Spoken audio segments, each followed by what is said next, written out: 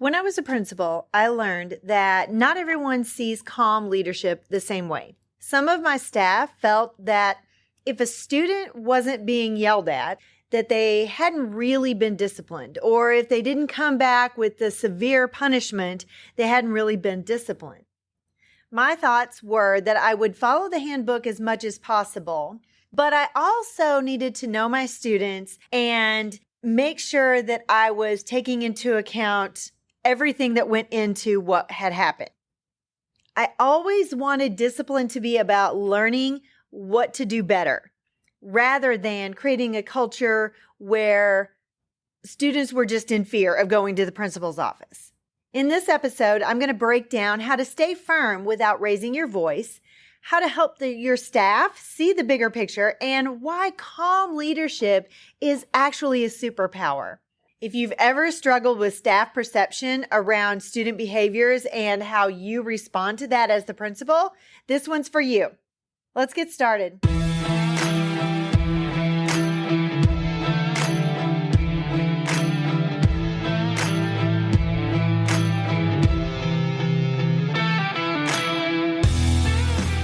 Hi, friend. Are you ready to move into a leadership position?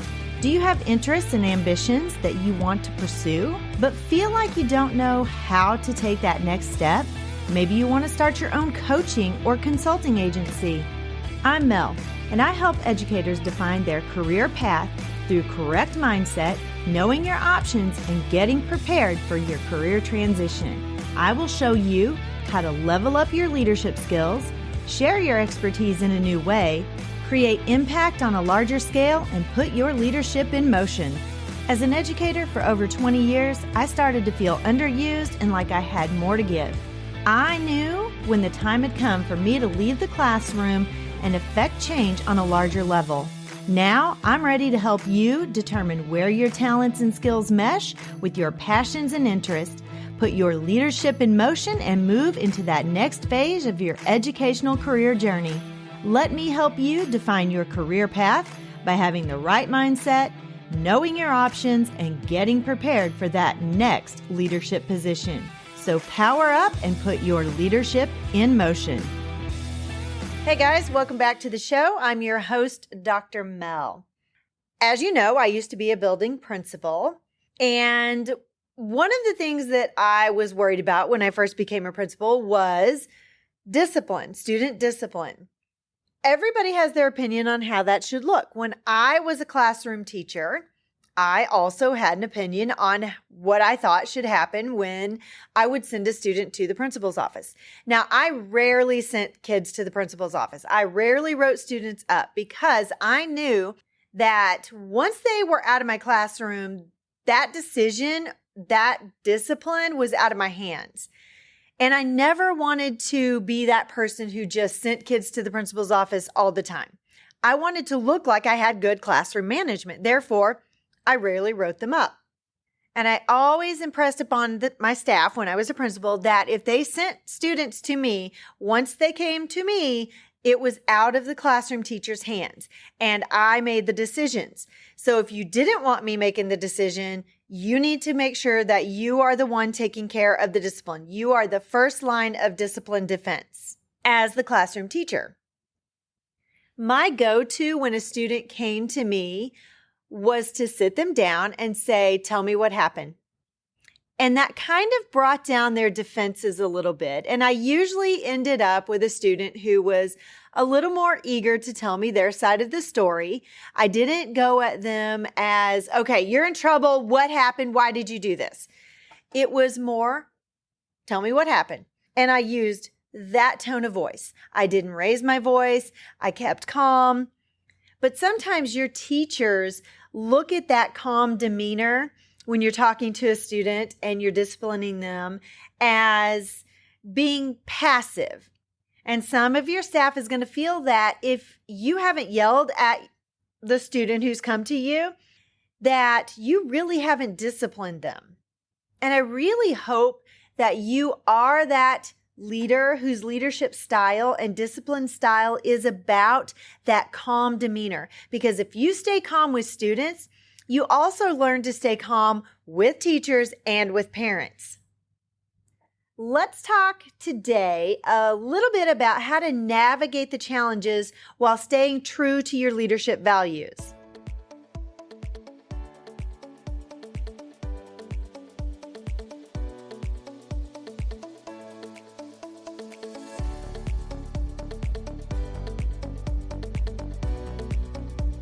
Hey guys, I really appreciate you joining me today. Thank you so much for being a listener. I would really appreciate it if you would take just a few seconds to hit that subscribe button. Also, if you have a chance and you're in a position where you can, you're not driving down the road at this moment, if you can leave me a rating and a review, I would appreciate that just as much, and it helps me grow the show. Also, share this show with a fellow leader. Thank you so much.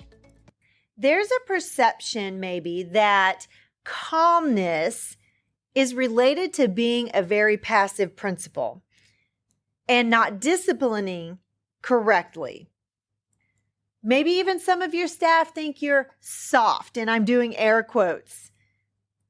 I really think, though, that being a calm disciplinarian means that you are in control. You have complete control over your thoughts, over your words, over your actions when you are calm. And I have been the teacher who's yelled at students. I have been the mom who has yelled at my kids. And I have found that if I start yelling, the more I yell, because then I get worked up. And then I get irritated, and then I stumble over my words, and then I get mad because I've stumbled over my words, and then they even get more yelling. And it's just this vicious cycle. And my oldest son would check out. He just wouldn't even listen after a while. And I learned to control that as a mom. And then that helped me be much better in the classroom. And then especially when I moved into my first principal position, where I had to be the disciplinarian for many kids. And in some people's minds, some of your teachers' minds, if you are yelling at a student, you are effectively disciplining them. Really? If they were my son, they would be checked out. They have not heard a single word you said, and they probably are going to walk out of there thinking, I don't even know what happened in there. Instead of being calm, when you could have changed the complete dynamic of that conversation and turned it into a teachable moment. Being calm doesn't mean there are no consequences. Being calm just means you are having an effective conversation with the student. Your school probably has a handbook for disciplinary actions. Most schools do. I'm hoping every school does. And as a principal, you're going to need to follow that handbook on the consequences when you're disciplining a student. So you want to set those clear expectations. You want to make sure that your consequences are meaningful and fit the infraction so you're not just reactive. And then it's very important to communicate the why behind your disciplinary decision to whatever staff member is affected. And I would encourage you to be upfront with your staff from the very beginning and let them know when your students come to me, it's out of your hands. I will be firm but fair.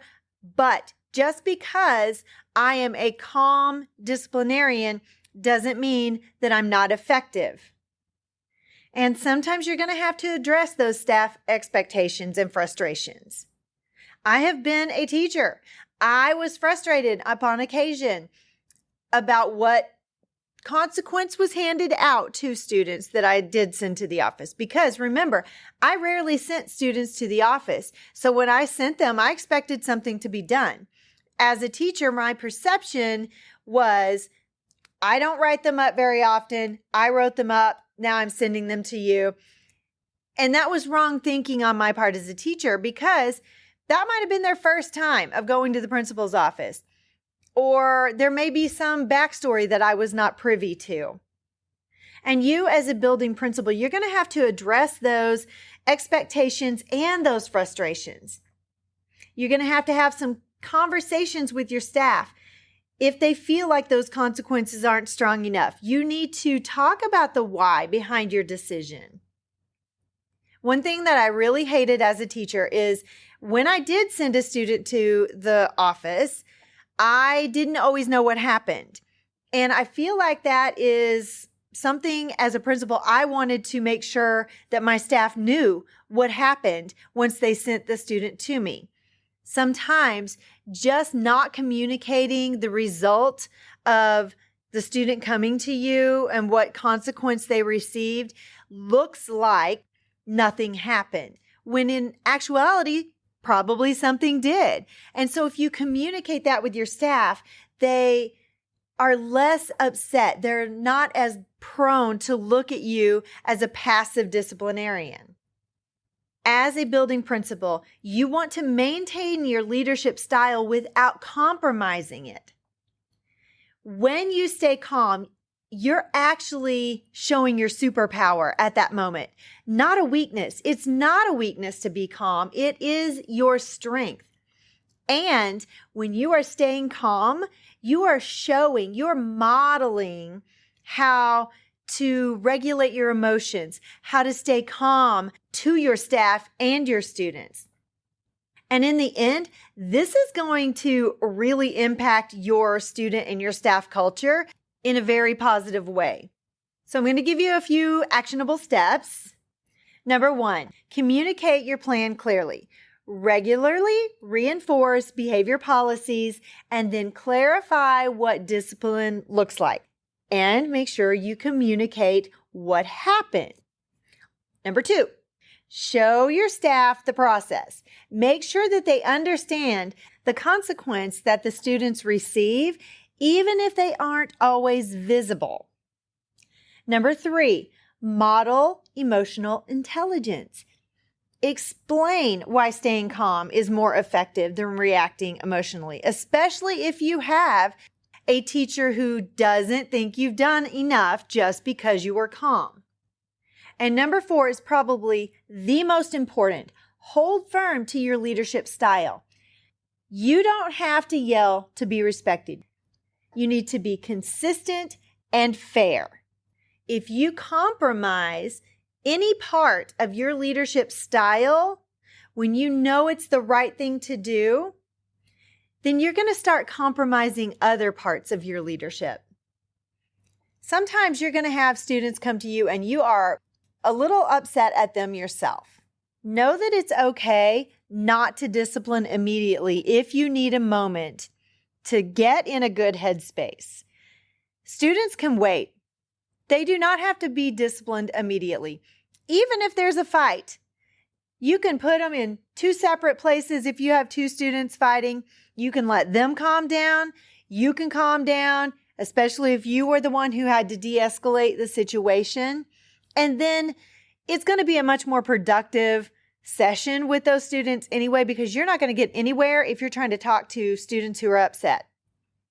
And sometimes just sitting in the principal's office or sitting somewhere knowing that they have been written up gives them a little bit of think time about what they did. And they can formulate their responses, because when you go at them right after something happened, they may not even be in a good headspace to have a conversation with you. Guys, if you are a new principal struggling with staff perceptions of your discipline, remember, your calmness is a leadership strength. It is a leadership superpower. And you, as the building leader, are setting the tone for a healthy school culture. Guys, here's your call to action. I know that you have experiences to share, you have challenges, or maybe you just have questions for future episodes. I would love your input. If you would just click on the link in the show notes, you can send me a text message. Super easy, super quick. I would love your feedback, your thoughts. Sometimes I'm not sure what content you would like to hear. So it would help me out tremendously if you would jump in the show notes, click that top link, and send me a text to say, hey, I would love it if you would talk about this. Or I have already told you that I would love to hear your shout outs about a fellow leader in your building or in another district that you know about that would be a fabulous guest on the show.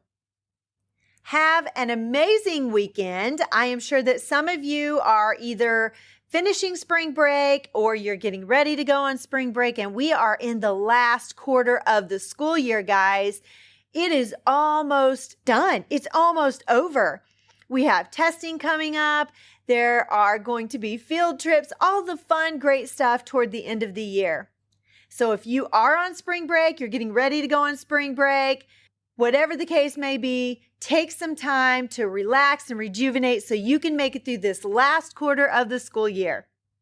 You've got this, Empowered Educator.